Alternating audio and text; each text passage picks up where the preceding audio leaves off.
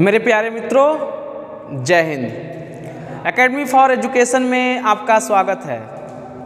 देखिए, आज हम एक ऐसे टॉपिक की बात करेंगे जो करंट अफेयर से संबंधित होंगे और वह तालिबानी से संबंधित होगा।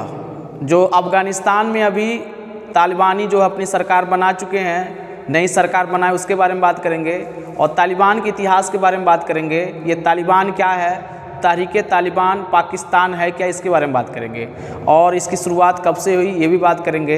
ये आपके लिए बहुत इंपॉर्टेंट क्लास होगा और आपको ये बेसिक नॉलेज जो होते हैं लोग समझ नहीं पाते हैं, लेकिन ये आपको क्लास में एकदम एक्स्ट्रा नॉलेज देगा। तो चलिए बात कर लेते हैं। तो तालिबान होगा और तालिबान के बारे में बात करते हैं। तो देखिएगा, तालिबान समूह ने 7 सितंबर 2021 को अफ़गानिस्तान में अपनी कार्यवाहक सरकार की घोषणा कर दी है और हो भी गई है। तालिबान ने 33 सदस्यों के साथ अपनी अंतरिम इस्लामिक अमजाद सरकार बना दी है और इसमें सभी पुरुष को रखा गया, महिलाओं को एक भी नहीं रखा गया है। और अंतरिम कैबिनेट की अध्यक्षता किसने किया था? मुल्ला हसन आखुंद ने किया था और उन्हें ही क्या बनाया गया? कार्यवाहक प्रधानमंत्री। और ये जो मुल्ला हसन आखुंद जो अध्यक्षता तो किए कैबिनेट की, इनके बारे में थोड़ा जान लेते हैं। एक कंधार से संबंधित है, अफ़गानिस्तान में कंधार पड़ता है, वहाँ से संबंधित हैं। और इन्होंने 20 वर्ष तक युद्ध के दौरान, मतलब 20 वर्ष तक युद्ध चला था तालिबानियों और अफ़गानिस्तान के बीच में, और प्लस जो अमेरिका के सैनिक बल थे उनके बीच में चला था। तो संयुक्त राज्य अमेरिका एवं संबद्ध बलों के खिलाफ विद्रोही हमलों का ये जो व्यक्ति थे मुल्ला हसन आखुंद, ये विद्रोही हमलों का क्या किए थे? नेतृत्व किए थे। एकांतप्रिय तालिबान प्रमुख हिबतुल्लाह अखुंदजादा सरकार के सर्वोच्च नेता हुए। सरकार की कुछ खास बातों की बात करते हैं। जो अफ़गानिस्तान में नई सरकार, तालिबानी सरकार आई है, उसके बारे में बात कर लेते हैं। तो कहा जाता है कि मुल्ला हसन ने 1996 से लेकर 2001 तक अफ़गानिस्तान में तालिबान की पिछली सरकार के दौरान वो क्या थे? विदेश मंत्री थे, उप प्रधानमंत्री थे। तालिबान के संस्थापक कौन है? संस्थापक मुल्ला मोहम्मद उमर के बेटे मुल्ला याकूब अभी क्या बने हैं? नए रक्षा मंत्री बने हैं। अब मुल्ला याकूब के बारे में बात कर लें तो हिबतुल्लाह के छात्र रह चुके हैं, जिन्होंने तालिबान की शक्तिशाली सैन्य आयोग का प्रमुख के रूप में भी क्या किया गया? नियुक्त किया गया है। कुख्यात हक्कानी नेटवर्क के प्रमुख प्रसिद्ध सोवियत विरोधी सिपहसालार जलालुद्दीन हक्कानी के बेटे सिराजुद्दीन हक्कानी हैं को आंतरिक मंत्री का पोर्टफोलियो भी मिल गया है और उन्हें नामित वैश्विक आतंकवादी के रूप में जाना जाता है। किनको जाना जाता है? ये सिराजुद्दीन हक्कानी को। ये बहुत बड़े नामित वैश्विक आतंकवादी हैं, ग्रुप से जुड़े हुए हैं। तालिबान के सूत्रों के अनुसार मुल्ला अमीर खान मुत्ताकी नए विदेश मंत्री होंगे और हुए भी हैं। मुत्ताकी समूह के कूटनीति तंत्र का एक स्थापित हिस्सा हुआ और जो संयुक्त राष्ट्र की दलाली वाली शांति वार्ता में इस्लामिक संगठन का प्रतिनिधित्व भी किए थे। अब बात कर लेते हैं अंतरिम सरकार के बारे में। देखिए, अंतरिम सरकार में ये भी बताया गया कि यहाँ पर एक सांस्कृतिक और सूचना मंत्रालय भी होंगे और इसके साथ साथ शरणार्थियों और प्रत्यावर्तन के लिए एक मंत्री भी क्या किए जाएंगे? शामिल किए। तो पूरा मिलाकर मंत्रियों की संख्या कितनी थी? 33 थी और आगे चल कर के यही क्या हुआ? व्यवस्थित हो गए। तो अब तालिबान के बारे में जान लेते हैं। तालिबान है क्या?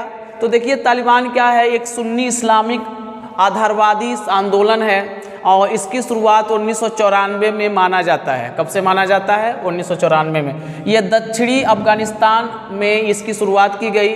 तालिबान पश्तो भाषा का शब्द है। कौन सा भाषा शब्द है? तालिबान पश्तो भाषा शब्द है, जिसका मतलब होता है एक ज्ञानार्थी छात्र जो कट्टरपंथी विचारधारा को यकीन करते हैं। ये राजनीतिक आंदोलन है, जो ये तालिबानी आंदोलन है, एक राजनीतिक आंदोलन है। अपनी राजनीति को आगे बढ़ाने के लिए आंदोलन की क्या की गई? शुरुआत की गई और उसमें शरिया का एक कानून है, उसको लगाया गया। सदस्यता कौन कौन दिए हैं? पाकिस्तान, अफ़गानिस्तान के मदरसे में पढ़ने वाले जो छात्र होते हैं उनको सदस्यता मिलता है, तालिबानी सदस्यता मिलता है। आंदोलन को मान्यता पाकिस्तान, सऊदी अरब, यूएई ने क्या किया है? मान्यता दे दिया। अफ़गानिस्तान को पाषाण युग में पहुंचाने का श्रेय इन्हीं लोग का है, तालिबानियों का है। तालिबान में शरिया कानून बहुत कड़ा है। पुरुष को दाढ़ी बढ़ाना वहाँ पर अनिवार्य कर दिया है। महिलाओं के लिए बुर्का पहनना भी अनिवार्य कर दिया गया है। यहाँ पर टीवी, म्यूजिक, सिनेमा पर पाबंदी है। लड़कियों को 10 वर्ष के बाद स्कूल जाने की मनाही है, मतलब 10 वर्ष के बाद लड़कियां स्कूल नहीं जा, अगर लड़की जाते हुए पकड़ी जाती तो सबके सामने उसे गोली मार दिया जाता है। यहाँ तक कि महिलाओं को नौकरी करने की आज़ादी नहीं है अफगानी में। अभी भी तो अब न्यूज़ में देखे भी होंगे, इसके बारे में पूरा भयंकर बवाल चल रहा था। शरिया कानून पर क्रूरता क्या है, 10 वर्ष के बाद स्कूल जाने पर सबके सामने महिला को गोली मार दी जाती है। महिलाओं को घर में बंदी बनाने पर महिलाओं की आत्महत्या क्या हो रही है, तेज़ी से बढ़ती जा रही है। अब बात कर लेते हैं दोस्तों, एक शब्द आप सुनते होंगे TTP। TTP का मतलब होता है तहरीके तालिबान, या उसे पाकिस्तानी तालिबान भी कहा जाता है। ये पाकिस्तान अफगानिस्तान सीमा पर एक कबायली क्षेत्र है जहां पर एक चरमपंथी उग्रवादी का एक विकास होता है, एक संगठन गुट बनता है। स्थापना कब होता है? 2007 में। और इसके संस्थापक कौन हैं? बेहतुल्ला मसूद, जो 13 गुटों को के अभियान चलाकर तहरीके पाकिस्तान की क्या करते हैं, घोषणा करते हैं। 2013 में TTP की घोषणा किया कि भारत में भी शरिया आधारित अमीरात चाहते हैं, और यह इनका जो है मंसूबा जो है भारत में एक उत्तेजनापूर्ण है, और जम्मू कश्मीर से लेकर के भारत में एक्टिविटी को क्या कर रहे हैं, ये बनाए रखे हुए हैं। तो ये अपनी स्थिति को, गैर जिम्मेदारा अवस्था को क्या किए हैं, बनाए हुए हैं। लेकिन हमारा देश उनको खात्मे करने के लिए बहुत भरसक प्रयास कर रहा है, और लगातार हमारी सरकारें क्या कर रही है, इनको ख़त्म करने की इच्छित है।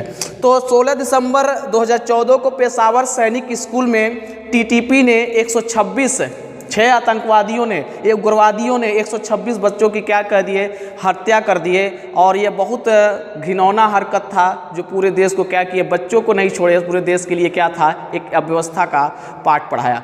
तो ये एक बात कर बता देते हैं कि अफगानिस्तान राष्ट्रपति अशरफ गनी, अब तो वहाँ सरकार है ही नहीं है, वो देश छोड़ के भाग गए। वहाँ की मिलिट्री शासन को क्या किया, ध्वस्त कर दिया, ख़त्म कर दिया गया।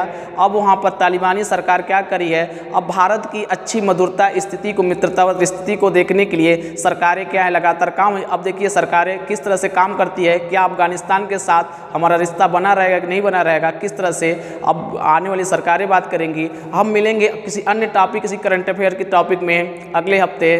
धन्यवाद।